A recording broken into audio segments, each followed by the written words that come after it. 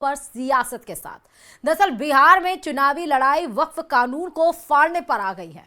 कल RJD MLC कारी शुएब ने वक्फ कानून फाड़ने की बात कही, तो दूसरे दिन तेजस्वी यादव ने भी सरकार बनने पर वक्फ कानून फाड़ने की बात कहकर सियासी आग में घी डाल दिया।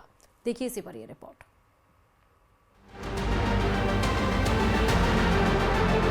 तेजस्वी यादव जी मुख्यमंत्री बनेंगे, सारे बिल फाड़ के फेंक दिए जाएंगे, चाहे वो वक्फ बिल हो, कोई बिल हो। हमारी सरकार बनेगी तो उस बिल को हम लोग कूड़ेदान में फेंकने का काम करेंगे। बिहार विधानसभा चुनाव को लेकर सियासी पारा हाई है। अब सियासत बिल को फाड़ने पर उतर आई है। चुनावी रैली में तेजस्वी यादव ने बड़ा बयान दिया। तेजस्वी यादव ने कहा, सत्ता में आए तो वक्फ कानून को फाड़कर कूड़ेदान में फेंक देंगे। इससे पहले आरजेडी एमएलसी कारी शुएब ने भी इसी तरीके का बयान देकर विवाद खड़ा कर दिया है। आप लोगों से हम कहना चाहते हैं, वक्फ कानून का जो इन लोगों ने बनाया है, हमारी सरकार बनेगी तो उस बिल को हम लोग कूड़ेदान में फेंकने का काम करेंगे। तेजस्वी के बिल फाड़ने वाले बयान पर बिहार की सियासत भी सुलग गई है। एनडीए ने तेजस्वी को चौतरफा घेर लिया। एनडीए के नेताओं ने कहा, तेजस्वी सिर्फ मुसलमानों का वोट लेने के लिए ऐसे बयान दे रहे हैं। वक्फ बिल अपने उस अल्पसंख्यक समाज के गरीब भाइयों बहनों के लिए है, उसके हक के लिए है, उसकी उन्नति के लिए है।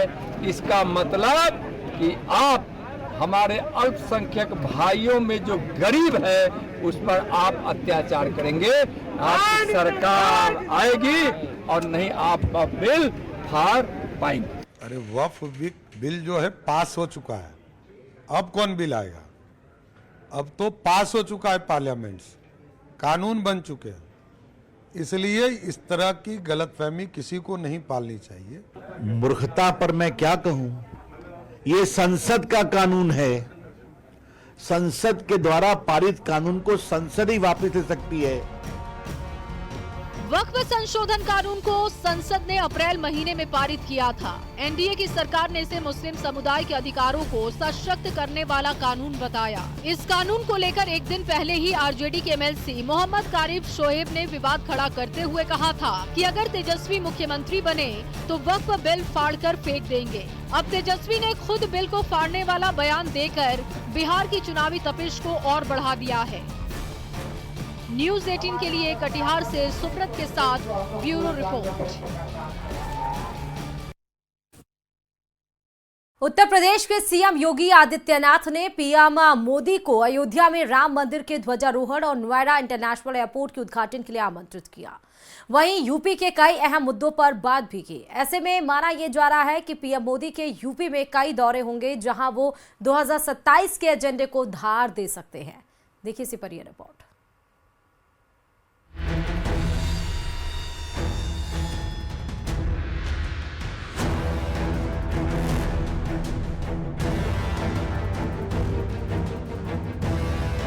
सीएम योगी ने दिल्ली में पीएम मोदी और राष्ट्रपति द्रौपदी मुर्मू से मुलाकात की। सीएम योगी और पीएम मोदी की मुलाकात करीब 1 घंटे चली। सूत्रों के मुताबिक इस मीटिंग में बीजेपी संगठन में प्रस्तावित बदलाव और मंत्रिमंडल में संभावित फेरबदल को लेकर चर्चा हुई। पीएम मोदी यूपी में आगामी कई आयोजनों में मौजूद रह के यूपी के सियासी पारे को बढ़ाएंगे। सीएम योगी के यूपी में विकास के एजेंडे के सहारे बीजेपी अयोध्या से आध्यात्मिक राष्ट्रवाद और हिंदुत्व के एजेंडे पर विपक्ष को चित करने में जुटी है।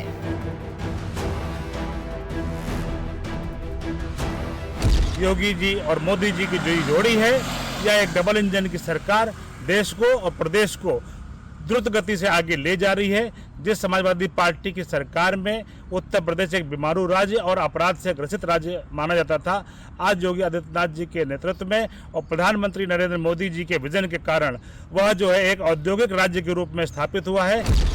सीएम योगी ने पीएम मोदी से करीब 1 घंटे की मुलाकात में नोएडा इंटरनेशनल एयरपोर्ट के उद्घाटन और 25 नवंबर को राम मंदिर के शिखर पर भगवा ध्वज फहराने का आमंत्रण दिया। वहीं लखनऊ में आयोजित होने वाली दुनिया की सबसे बड़ी स्काउट गाइड जम्बूरी के लिए भी आमंत्रित किया। राजनीति के जानकार 2027 के चुनावों के लिए इसे बीजेपी की बड़ी रणनीति मान रहे हैं। मुझे ये लगता है कि जो योजनाएं, विकास की योजनाएं हैं, इनके मार्फत सरकार में काम करने वाली भारतीय जनता पार्टी ये साबित करेगी, पब्लिक के बीच ये कहेगी कि नहीं, हमने विकास भी किया है, और जो अयोध्या में हिंदुत्व का मुद्दा है उसके लिए कहेगी नहीं, हमने अपनी जो हिंदुत्व की का जो विषय है, विकास और हिंदुत्व दोनों को लेकर ही हम काम कर रहे हैं। सीएम योगी ने पीएम मोदी को विकसित यूपी 2047 के विजन से अवगत कराया, जिसमें यूपी की 8 साल की विकास यात्रा के बारे में सीएम योगी ने पीएम मोदी को बताया। पीएम मोदी 25 नवंबर को राम मंदिर के 161 फीट ऊंचे शिखर पर भगवा ध्वज फहराएंगे। अयोध्या में राम मंदिर के शिखर पर ध्वजारोहण समारोह की तैयारियां तेज हैं। यानी कि विकास के एजेंडे और आध्यात्मिक राष्ट्रवाद के एजेंडे को धार देते हुए भारतीय जनता पार्टी अब उत्तर प्रदेश में तीसरी बार सरकार बनाने की रणनीति पर काम कर रही है। कैमरामैन गोपी गिरी के साथ संकेत मिश्रा, न्यूज 18 लखनऊ।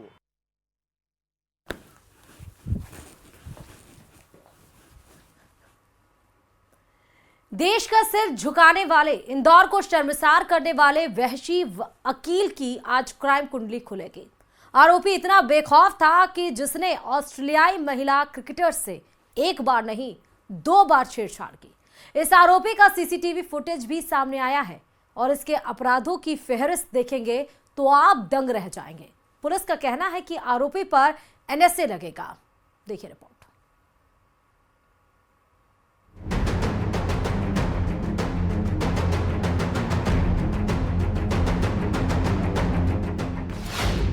मेहमानों का अपमान, भरोसे पर प्रहार।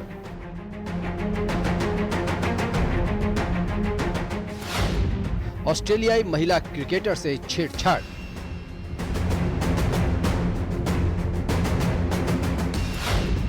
इंदौर के दामन पर दाग।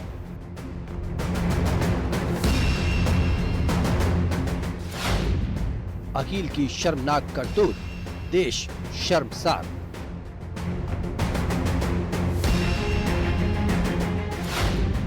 बेटियां नहीं सेफ, इंदौर शर्मिंदा है। वहशी अकील की क्राइम कुंडली।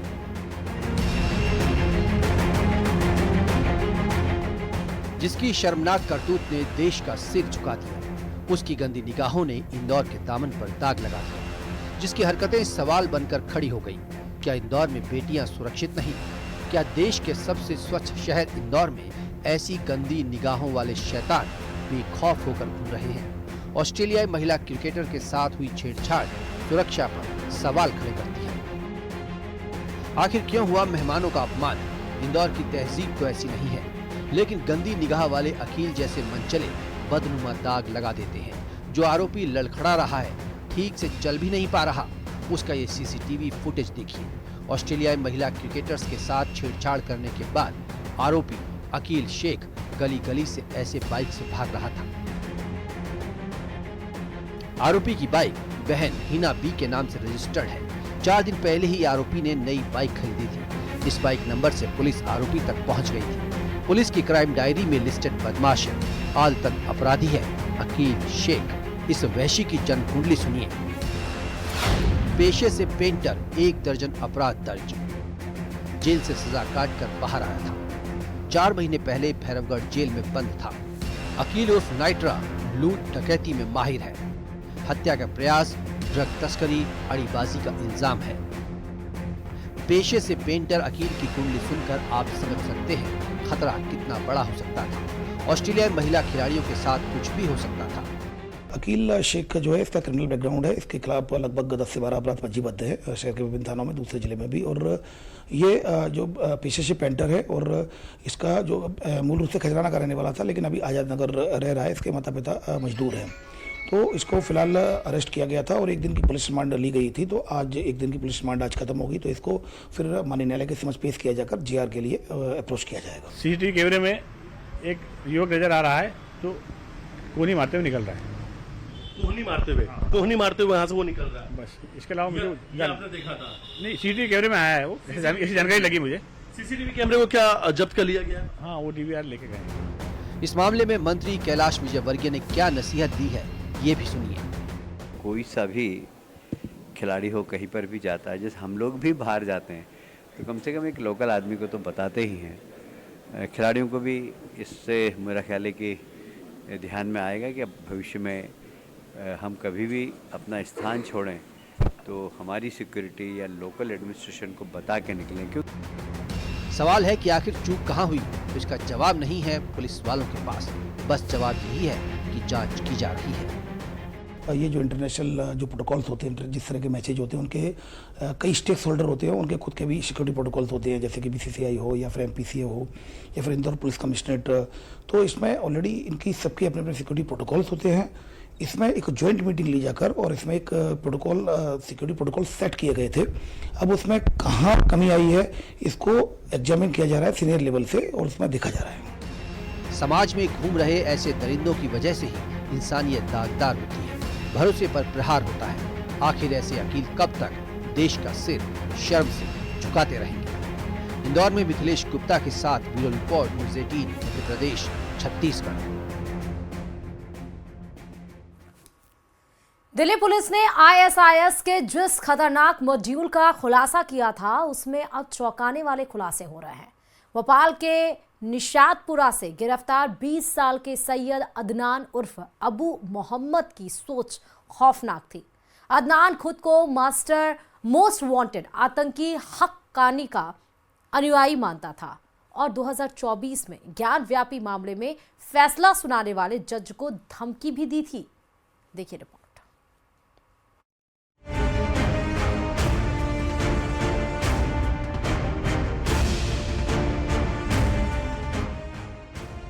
एक पढ़ा लिखा लड़का जो CA की तैयारी कर रहा था, कैसे बना ISIS का कट्टर जिहादी। सैयद अदनान ने 12वीं में 97% मार्क्स लाए। उसके पिता सैयद गुलफाम एक नामी कंपनी में अकाउंटेंट हैं। परिवार भोपाल के इंडस रिजेंसी कॉलोनी के मकान नंबर A46 में पिछले 6 साल से रह रहा था। पड़ोसी बताते हैं कि अदनान फिटनेस का शौकीन था, रोज कोचिंग जाता, घर के फर्स्ट फ्लोर वाले कमरे में घंटों पढ़ाई करता, लेकिन ये सब एक नकाब था। संदिग्ध ISIS आतंकी मोहम्मद अदनान खान और अदनान खान से UP ATS कर रही है पूछताछ। दोनों अदनान इन दिनों दिल्ली स्पेशल सेल की कस्टडी रिमांड में हैं। UP ATS की एक टीम इन दोनों से पूछताछ करने के लिए कई दिनों से नई दिल्ली में अपना डेरा डाले हुए है। बीते दिनों दिल्ली स्पेशल सेल ने मूल रूप से एटा के रहने वाले मोहम्मद अदनान खान को नई दिल्ली के सादिक नगर से किया था गिरफ्तार। अंधेरे में उसकी असलियत छिपी थी। 2024 में ज्ञानवापी मस्जिद केस के फैसले वाले जज को धमकी थी। जज को काफिर तक कहा। आतंकी अदनान के खिलाफ दर्ज FIR में ज्ञानवापी पर फैसला देने वाले जज को टारगेट करने का जिक्र है। इसी कट्टर कमेंट से आकर्षित होकर दिल्ली का एक अदनान उर्फ मुहारिद ने सोशल मीडिया पर संपर्क किया। दोनों डार्क एप्स टेलीग्राम IMO के जरिए सीरिया के ISIS कमांडर से जुड़े। वहां से टारगेट मिला कि भारत में दहशत फैलाओ। अदनान खुद को मोस्ट वांटेड आतंकी सिराजुद्दीन हक्कानी का अनुयायी मानता था और हक्कानी जैसा बनने की कोशिश में जुटा था। UP ATS ने अदनान खान को 2024 में जेल भेजा था। उस पर आरोप था कि उसने ज्ञानव्यापी प्रकरण के दौरान कुछ आपत्तिजनक पोस्ट सोशल मीडिया में डाली थी। 2024 में ही अदनान खान जमानत पर बाहर आ गया था, लेकिन सीरिया में एक हैंडलर से जुड़कर ये दोनों अदनान जिहादी और कट्टरपंथी विचारधारा को आगे बढ़ा रहे थे। त्योहारी सीजन के दौरान इन दोनों की पूरी प्लानिंग थी कि नई दिल्ली में कोई बड़ा विस्फोट किया जाए। जांच में और भी चौंकाने वाले खुलासे हुए हैं। लखनऊ FSL रिपोर्ट के मुताबिक अदनान ने बीजेपी के एक बड़े नेता की फोटो एडिट कर उस पर उर्दू में काफिर लिखा।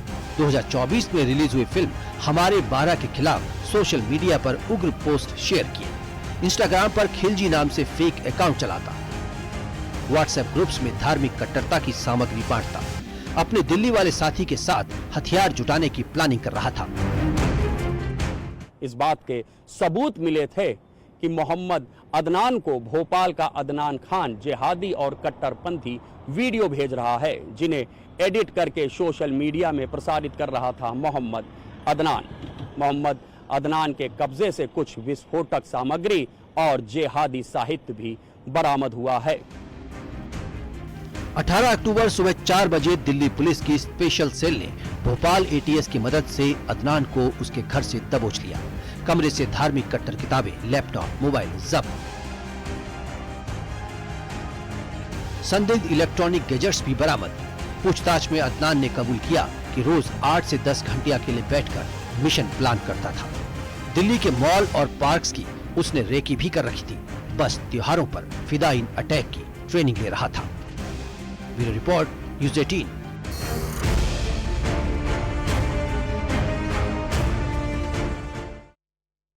झारखंड के चाईबासा से आई यह खबर पूरे स्वास्थ्य तंत्र को हिला देने वाली है।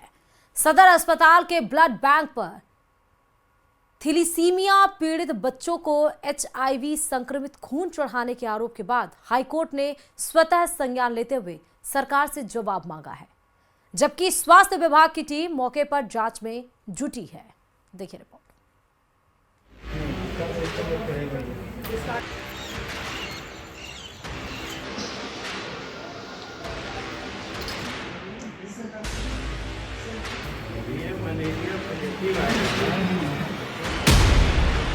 चाईबासा में सरकारी अस्पताल की गंभीर लापरवाही। थैलेसीमिया पीड़ित बच्चों को चढ़ाया गया HIV संक्रमित खून। जानलेवा लापरवाही की जांच में जुटा स्वास्थ्य विभाग।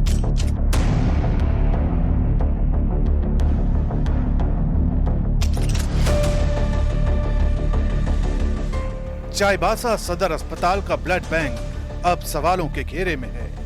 आरोप है कि थैलेसीमिया पीड़ित बच्चों को HIV संक्रमित खून चढ़ा दिया गया, जिसका असर ये हुआ कि 7 बच्चे HIV पॉजिटिव हो गए। हाई कोर्ट ने इस गंभीर मसले पर स्वतः संज्ञान लेते हुए स्वास्थ्य सचिव और सिविल सर्जन से जवाब तलब किया है। राज्य स्वास्थ्य विभाग की तरफ से जांच टीम को एक्टिव कर दिया गया है।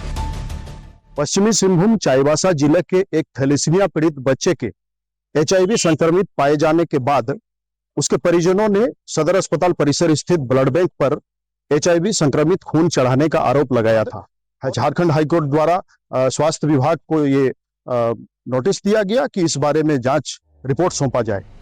स्वास्थ्य विभाग की 5 सदस्यीय टीम चाईबासा सदर अस्पताल पहुंच चुकी है। टीम की अगुवाई निदेशक डॉक्टर दिनेश कुमार कर रहे हैं, जिसके बाद जांच में पता चला कि शिकायत करने वाले बच्चे के अलावा 6 और थैलेसीमिया पीड़ित बच्चे HIV पॉजिटिव पाए गए। इन्फेक्शन जो है उसकी जांच की जा रही है, आखिर कैसे संक्रमण उसमें आया, तो उसके लिए सिविल सर्जन से मैंने बात की है और यहाँ के जो अस्पताल के उपाधीक्षक हैं और प्रोग्राम से संबंधित जो भी कार्यक्रम देख रहे हैं उन सभी लोगों को मैंने जांच के क्रम में बताया कि आप इसका प्रचार प्रसार करिए और सभी लोगों का जो है बच्चों का ब्लड जांच कराइए। जांच के शुरुआती नतीजे बताते हैं कि ब्लड बैंक में संक्रमण जांच की प्रक्रिया में गंभीर लापरवाही हो सकती है। स्वास्थ्य विभाग ने सभी संबंधित कर्मचारियों के सैंपल लेकर रिपोर्ट मंगाई है। प्रभावित बच्चों का इलाज शुरू कर दिया गया है। विभाग का कहना है कि दोषी पाए जाने वालों के खिलाफ सख्त कार्रवाई की जाएगी।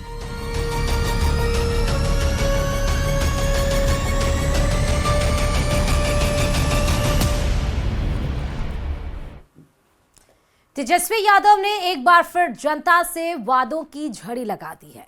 तेजस्वी ने प्रेस कॉन्फ्रेंस कर कई बड़े ऐलान किए। तेजस्वी के वादों पर सियासत सुलग गई। देखिए इसी पर यह रिपोर्ट।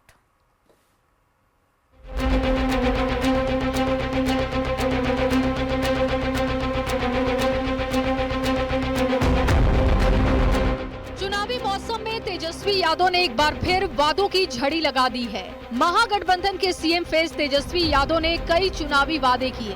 तेजस्वी ने कहा, अगर महागठबंधन की सरकार सत्ता में आई तो पंचायती राज प्रतिनिधियों के भत्ते दोगुने किए जाएंगे। पूर्व पंचायत और ग्राम कचहरी प्रतिनिधियों को पेंशन दिया जाएगा। पंचायत प्रतिनिधियों को 50 लाख का बीमा कराया जाएगा। पीडीएस दुकानदारों को मानदेय मिलेगा। तेजस्वी यादव ने छोटे कामगारों के लिए भी बड़ी घोषणा की। तेजस्वी ने नाई, कुम्हार, लोहार और मेहनतकश लोगों को 5 साल में 5 लाख की मदद देने का ऐलान किया। त्रिस्तरीय पंचायत प्रतिनिधियों एवं ग्राम कचहरी प्रतिनिधियों का मानदेय भत्ता दुगुना किया जाएगा। पूर्व पंचायत एवं ग्राम कचहरी प्रतिनिधियों को पेंशन राशि देने की शुरुआत की जाएगी। जो पीडीएस है यानी जन वितरण प्रणाली वितरक जो है उनके मानदेय जो है हम लोग दिलवाने का काम करेंगे। तेजस्वी यादव ने कहा, बिहार की जनता बदलाव चाहती है। जनता ने पिछली सरकार को 20 साल मौका दिया और अब हम सिर्फ 20 महीने मांग रहे हैं। हम सारे वादों को पूरा करेंगे। बिहार की जनता ने इन लोगों को 20 साल का मौका दिया। हम केवल बिहार की जनता से 20 महीने का समय चाहते हैं और मुझे पूरा भरोसा है बिहार की जनता पर, अपने मालिकों पर, कि इस बार बदलाव भी होगा और नई सरकार भी बनेगी।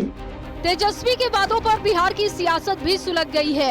एनडीए ने तंज कसते हुए कहा कि बिहार की जनता तेजस्वी को 20 दिन भी नहीं देने वाली। एनडीए ने तेजस्वी को जुमलेबाज बताया। अब जब इलेक्शन 5-6 दिन 10 दिन के अंदर समाप्त हो जाएगा तो जुमलेबाजी शुरू कर दी है। यानी कांग्रेस और राजद की जुमलेबाजी में बिहार की जनता और मतदाता आने वाली नहीं है। शायद तेजस्वी जी बहुत पीछे छूट गए हैं। क्या बात करेंगे श्री तेजस्वी यादव जी? 15 साल के कुशासन उनके माता पिता के लोगों ने देखा है। बिहार उनके अब झांसे में आने वाला नहीं है। देखिए, उनके पास 56 इंच की जीभ है और एनडीए के पास 56 इंच का सीना है। अब अपने 56 इंच के जीभ ले जितना तोरा बोले के वो बोलत रहा। आपकी पहचान जंगल राज की है। आपकी पहचान नौकरी के बदले जमीन लेने की है। आपकी पहचान बिहार को लूटने की है। जो उपाधि चोर होगा, जो जननायक कर्पूरी ठाकुर की उपाधि चोरी करके खुद को जननायक कहवा रहा है, ऐसे लोगों से उम्मीद ही की जा सकती है। पंचायती राज के प्रतिनिधि आपके बदौलत हैं। उनके मान, सम्मान और स्वाभिमान और मानदेय की चिंता नीतीश कुमार जी ने किया है। 2025 के चुनावी रण में तेजस्वी यादव ने वादों की बौछार शुरू कर दी है। तेजस्वी के कुछ वादे ऐसे भी हैं जिस पर कई तरह के सवाल खड़े हो रहे हैं। सवाल उठता है कि क्या तेजस्वी के वादे लोगों को लुभा पाएंगे। न्यूज़ 18 के लिए पटना से अमित कुमार की रिपोर्ट।